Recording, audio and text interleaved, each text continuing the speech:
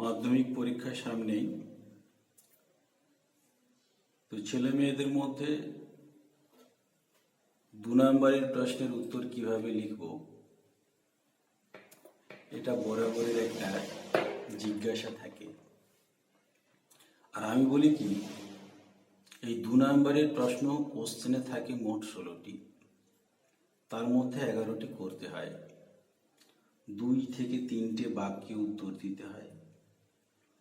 তো আমি বলি, এখানে যেহেতু 11টা প্রশ্ন করতে হয়, 11 গুণিত 2 22 নাম্বার থাকে মোট। তো 22 নাম্বারের মধ্যে 22 নাম্বারেই পেতে হবে যদি ইতিহাসে ভালো নাম্বার পেতে হয়। তো এটা একটুকু সামান্য বুদ্ধিকে কাজে লাগিয়ে যদি উত্তরটা আমরা লিখি, এখানে সুন্দর 22 নাম্বার পাওয়া যায়। তো এসো কিভাবে লিখব, কিভাবে লিখলে 2-এর 2 পাবো, আমরা এই প্রসঙ্গে চলে যাই। প্রশ্ন বলার সাথে সাথে আমি উত্তর বলছি, যেভাবে উত্তরটা হবে সেভাবেই। এখন দেখো, প্রথম প্রশ্ন, সোমপ্রকাশ পত্রিকার প্রকাশনা বন্ধ হয়ে গেল কেন? এখন এই প্রশ্নটার উত্তর বলতে গেলে প্রথমেই আমাদের যেটা জানতে হবে, আমরা হুড়মুড় করে শুরু করে দিই, কিন্তু এটা ঠিক নয়।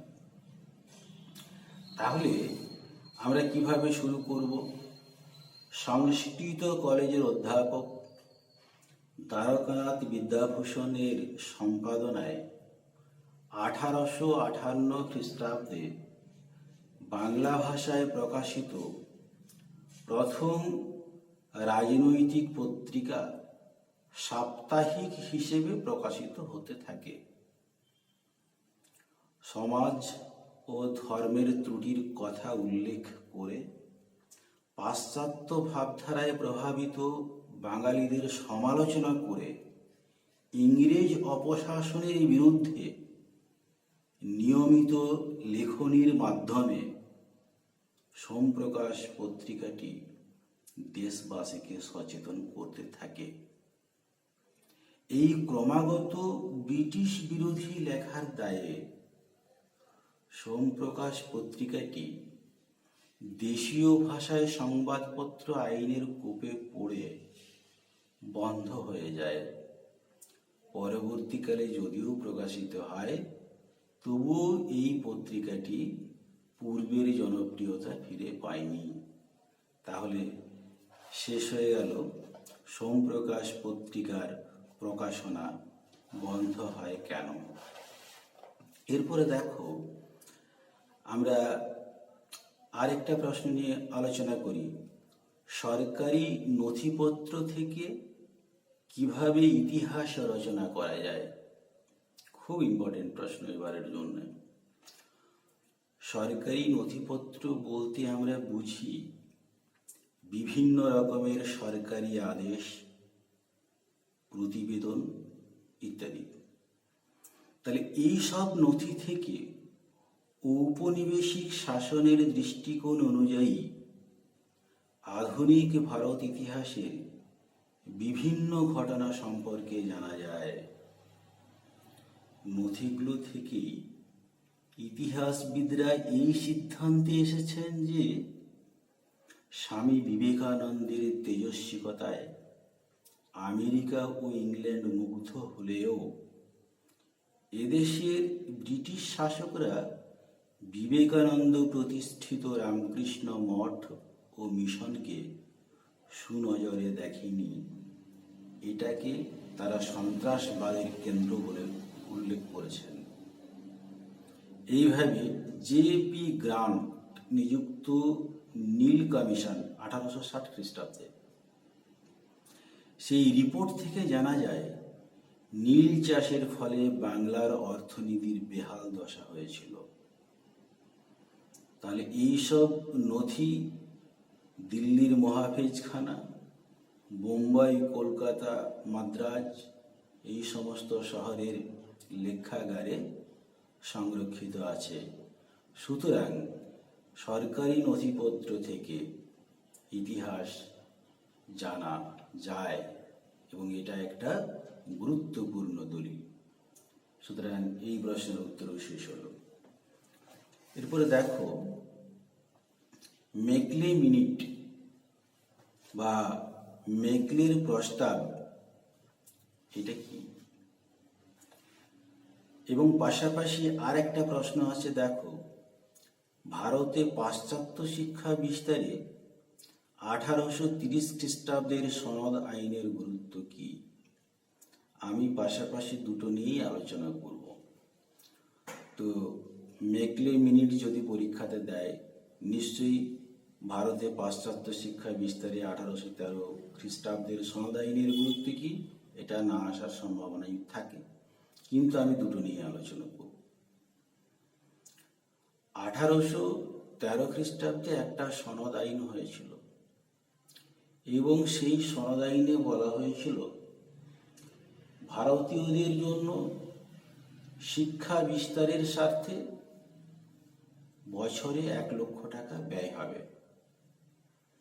তাহলে এই 1 লক্ষ টাকা কোন খাতে ব্যয় হবে এটা স্থির করার জন্য 1823 খ্রিস্টাব্দে কমিটি অফ পাবলিক ইনস্ট্রাকশন গঠিত হয়। তো পরবর্তীকালে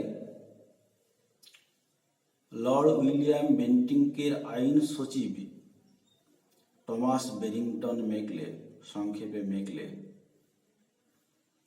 তিনি জনশিক্ষা কমিটির সভাপতি হলেন। এই সময়তে আমাদের ভারতীয়দের মধ্যে দুটো গোষ্ঠী তৈরি হয়ে যায়, যেখানে ব্রিটিশের মানুষও ছিল। একটা হচ্ছে পাশ্চাত্য শিক্ষা ধারার সমর্থক, আর একটা হচ্ছে প্রাচ্য শিক্ষা ধারার সমর্থক। তার মানে প্রাচ্যবাদী এবং পাশ্চাত্যবাদী এই দুটো গোষ্ঠীতে বিভক্ত হয়ে যায়। তাহলে ভারতের শিক্ষা বিস্তার প্রাচ্যতে হবে নাকি পাশ্চাত্যে হবে, এই নিয়ে দ্বন্দ্বের সূত্রপাত হলো এবং শেষ পর্যন্ত মেকলে তিনি একটা প্রস্তাব রাখার আগে বললেন যে ভারতের যে শিক্ষা, প্রাচ্যের যে শিক্ষা, সেটা অপবিত্র, দুর্নীতিগ্রস্ত, কোনো বিজ্ঞান নেই, কুসংস্কারে ভর্তি। এবং আরব আর ভারতের বইগুলোকে যদি এক করা যায়, তার যে জ্ঞানের নির্যাসটা, সেটা ইংল্যান্ডের একটা বইয়ের র্যাক তাকির সমান। এবং মেকলের এই প্রস্তাব মেনে নিয়ে পাশ্চাত্য শিক্ষাতেই যে শিক্ষা দেওয়া হবে ভারতীয়দের, এটা মেনে নেওয়া হলো। এবং 1835 খ্রিস্টাব্দে 2রা ফেব্রুয়ারি লর্ড বেন্টিঙ্কের কাছে এই প্রস্তাবটা গেল এবং পরিশেষে সেটা মেনে নেওয়া হয়েছিল। এই প্রস্তাবটার নাম হচ্ছে মেকলে মিনিট বা মেকলে প্রস্তাব। তোমরা খেয়াল করো, ইতিহাসে সাল এবং তারিখ একটা কিন্তু মারাত্মক বিষয়। যদি জানো তাহলে এগুলো দিতে হবে।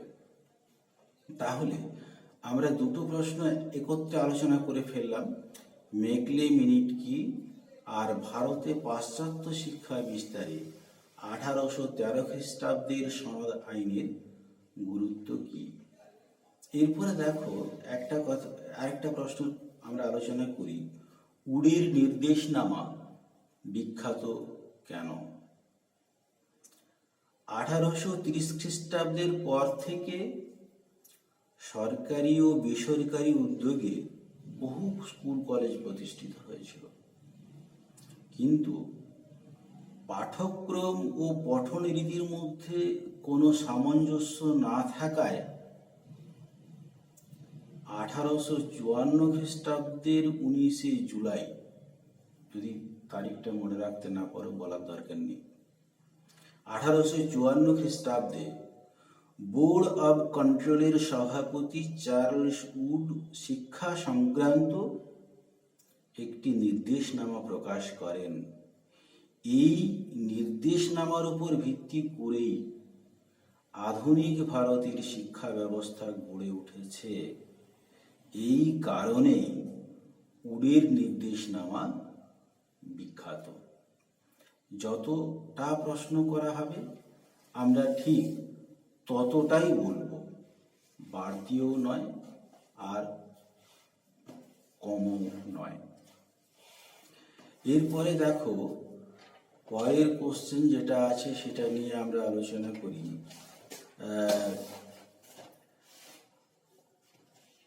ব্রাহ্ম সমাজের যে কোনো দুটি সমাজ সংস্কারমূলক কাজের উল্লেখ করো। তাহলে ব্রাহ্ম সমাজের দুটি সমাজ সংস্কারমূলক কাজ হলো সতীদাহ প্রথা নিবারণের জন্য প্রয়োজনীয় উদ্যোগ গ্রহণ, 2 নম্বর বাল্যবিবাহ ও বহু বিবাহ নিবারণ। আচ্ছা, এরপরে দেখো আরেকটা প্রশ্ন নিয়ে আলোচনা করি। বিপ্লব বলতে কি বোঝো? বিপ্লব বলতে বোঝায় প্রচলিত ব্যবস্থার দ্রুত, ব্যাপক ও আমূল পরিবর্তন। বিপ্লবের উদাহরণ হল 18 শতকে ইউরোপে শিল্প বিপ্লব, 2 নম্বর 1789 খ্রিস্টাব্দে ফরাসি বিপ্লব। এখন 2 নম্বরের প্রশ্নে উদাহরণ কিন্তু দিতে হয়। আমাদের গাইডলাইন দেখেছি, সেই জায়গাতে উদাহরণ কিন্তু একটা মুখ্য ভূমিকা পালন করে 2 নম্বরের প্রশ্নে 2 নম্বর পেতে গেলে। তাই উদাহরণ আমাদের দিতেই হবে। বিপ্লব বলে দিলাম, উদাহরণ দিলাম না, 2 নম্বর হবে না। এরপরে দেখো, মুন্ডা বিদ্রোহের লক্ষ্য কি ছিল? Very important question. ভারতের প্রাচীনতম আদিবাসী মুন্ডারা সাঁওতাল, কোল, ভূমিজ, হো প্রভৃতি সম্প্রদায়ে বিভক্ত ছিল। মুন্ডারা তারা ব্রিটিশ অত্যাচারের বিরুদ্ধে 1899 থেকে 1900 খ্রিস্টাব্দ নাগাদ বিরসা মুন্ডার অত্যাচারের বিরুদ্ধে বিরসা মুন্ডার নেতৃত্বে ভয়ঙ্কর বিদ্রোহ করে, যা উলঘুলান নামে পরিচিত। বিদ্রোহের লক্ষ্য ছিল নাম্বার 1, জমিতে জমিদারদের আধিপত্য অস্বীকার করে নিজেদেরকে জমির মালিক হিসেবে ঘোষণা করা, 2 নম্বর খাজনা দেওয়া বন্ধ করা, 3 নম্বর বহিরাগতদের বিতাড়িত করে স্বাধীন মুন্ডারাজ প্রতিষ্ঠা করা। এরপরে একটা মোস্ট ইম্পর্টেন্ট কোশ্চেন, ইলবার্ট বিল কি? তো দেখো, উদারনৈতিক বড়লাট হিসেবে খ্যাত লর্ড রিপনের শাসনকালে ইলবার্ট বিল একটি উল্লেখযোগ্য বিষয়। এই বিলে কি বলা হয়েছিল? আমরা জানি পূর্বে কোনো ভারতীয় ম্যাজিস্ট্রেট, পূর্বে মানে লর্ড রিপন ভারতে বড়লাট হয়ে আসার আগে, কোনো ভারতীয় জেলা ম্যাজিস্ট্রেট বা দায়রা জজ কোনো ইংরেজির বিচার করতে পারতেন না। এই বর্ণবৈষম্য দূর করার জন্য লর্ড রিপনের পরামর্শে তার আইন সচিব ইলবার্ট একটি বিল রচনা করেন, যাতে ইউরোপীয় ও ভারতীয় বিচারকদের সমমর্যাদা ও সমক্ষমতার অধিকারী করা হয়। এটি হল ইলবার্ট বিল 1883 খ্রিস্টাব্দের। বলা বাহুল্য যে এই বিলের বিরুদ্ধে ইউরোপীয়রা তীব্র প্রতিবাদ জানিয়েছিল। এরপরের আরেকটা উল্লেখযোগ্য প্রশ্ন আলোচনা করব, হিন্দু মেলা প্রতিষ্ঠার দুটি উদ্দেশ্য লিখো।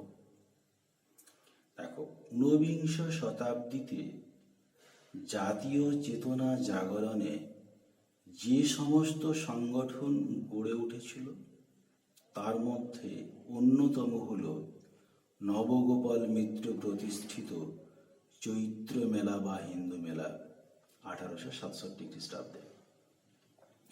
হিন্দু মেলার প্রতিষ্ঠার উদ্দেশ্য ছিল নাম্বার 1, সাধারণ মানুষ বিশেষ করে শিক্ষিত যুবকদের মধ্যে হিন্দু ধর্মের অতীত গৌরব গাথা ছড়িয়ে দেওয়া।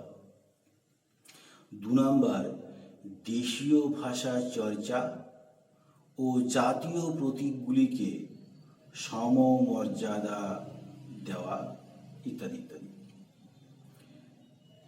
এর পরের প্রশ্ন, কাকে কেন বাংলার গুটেনবার্গ বলা হয়? Very very important question. জার্মানির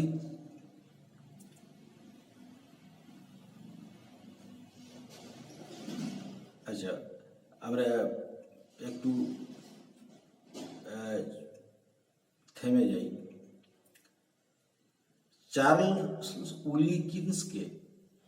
চার্লস উইলকিন্সকে বাংলার গুটেনবার্গ বলা হয়।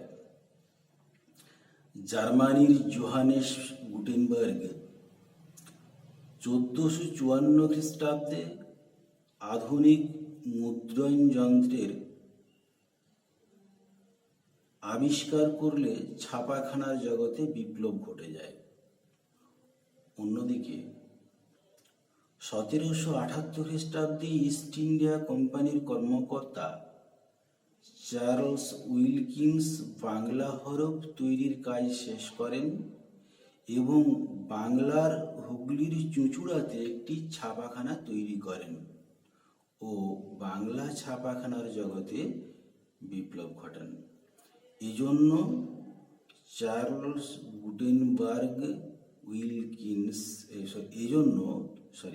চার্লস উইলকিন্সকে বাংলার গুটেনবার্গ বলা হয়। তাহলে পরিষ্কার বোঝা গেল যে চার্লস উইলকিন্সকে বলা হচ্ছে বাংলার গুটেনবার্গ, কারণ গুটেনবার্গ জার্মানিতে আধুনিক ছাপাখানা মুদ্রণ যন্ত্রের আবিষ্কার যেমন করেছিলেন তেমনি চার্লস উইলকিন্স বাংলার ক্ষেত্রেও করেছেন, তাই তাকে বলা হচ্ছে কি বলো, বাংলার গুটেনবার্গ। আচ্ছা, এরপরে দেখো, এটা অনেক সময় তো 2 নম্বরের প্রশ্ন দিয়ে দেয়, সেক্ষেত্রে আমাদের লিখতে গিয়ে একটু কষ্ট হয় যে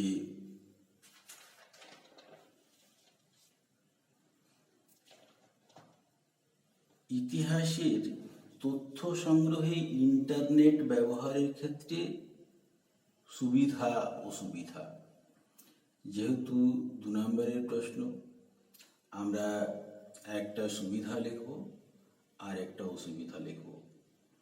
তাহলে ইন্টারনেট দুনিয়া হলো তথ্য বিস্ফোরণের যুগ। ইন্টারনেট ব্যবহারের একটি সুবিধা হলো